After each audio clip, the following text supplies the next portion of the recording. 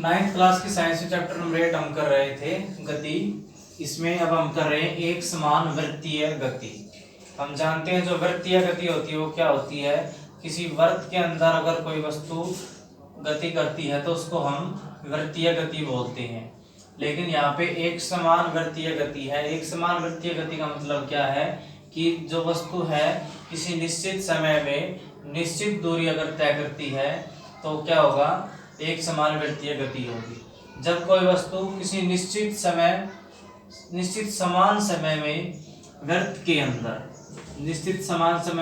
के अंदर और समान दूरी तय करती है तो हम उसको बोलते हैं एक समान वृत्तीय गति। तो हम जानते हैं जो एक वृत्त होता है वो कैसे बनता है। सबसे पहले एक चतुर्भुज होता है। चतुर्भुज की जो भुजाएं होती हैं वो 4 भुजाएं होती हैं।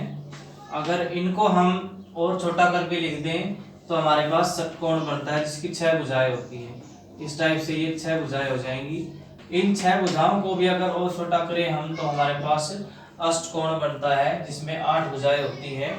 तो इसको भी अगर और छोटा करेंगे, हम छोटा करते चले जाएंगे तो हमारे पास क्या बन जाएगा, एक वृत्त बन जाएगा। और जो वृत्त होता है उसकी हर दिशा के ऊपर, हर डायरेक्शन के ऊपर जो ऑब्जेक्ट है वो घूमता है, उसको घूमना पड़ता है। तो उसके लिए हर पॉइंट के ऊपर जो दिशा होगी वो क्या होगी, हर पॉइंट के ऊपर उसकी दिशा उसके लंबवत होगी। अगर उसके ऊपर किसी भी पॉइंट को आधार मान के उसके ऊपर अगर हम लंब ड्रा करते हैं तो वो क्या हो जाएगी, उसकी डायरेक्शन हो जाएगी गति की डायरेक्शन, दिशा। दूसरा, अगर आर त्रिज्या है हमारे पास किसी वृत्त की तो उसकी वृत्त की परिधि क्या होगी हमारे पास, 2πr।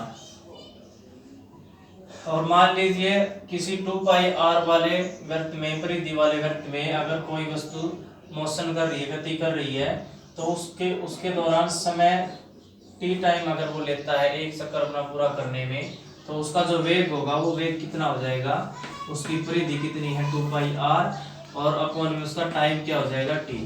2πr divide by t उसका क्या हो जाएगा, वेग हो जाएगा। उदाहरण क्या क्या हो सकते हैं इसके वृत्तीय गति के, एक समान वृत्तीय गति के। चंद्रमा एवं पृथ्वी की गति। जो चंद्रमा होता है वो पृथ्वी के चारों ओर किस गति में, किस उसमें गति करता है, वृत्तीय गति करता है। दूसरा, पृथ्वी की परिक्रमा करता हुआ कृत्रिम उपग्रह। पृथ्वी के जो कृत्रिम उपग्रह होते हैं वो भी कैसी गति करते हैं, एक समान वृत्तीय गति करते हैं। और वृत्तीय पथ पर चलता हुआ कोई साइकिल सवार, अगर कोई साइकिल सवार है वो वृत्तीय पथ के ऊपर चल रहा है तो उसकी गति भी कैसी होगी, वृत्तीय गति होगी। गोले को वृत्तीय गति प्रदान करता हुआ कोई एथलीट। जो एथलीट होते हैं जो गोले को फेंकते हैं वो गोले को फेंकने से पहले उसको घुमाते हैं, उसको वृत्तीय गति प्रदान करते हैं। तो वो किसका उदाहरण है, एक वृत्तीय गति का एक उदाहरण है। दूसरा, पत्थर को धागे से बांधकर वृत्तीय पथ पे घुमाना। अगर किसी धागे को हम किसी पत्थर को धागे से अगर बांध देते हैं हम और उसको इस टाइप से हम घुमाते हैं तो वो गति क्या होगी उसकी, पत्थर की, वो वृत्तीय गति को प्रदर्शित करता है। तो ये सभी उदाहरण हम देख सकते हैं वृत्तीय गति के।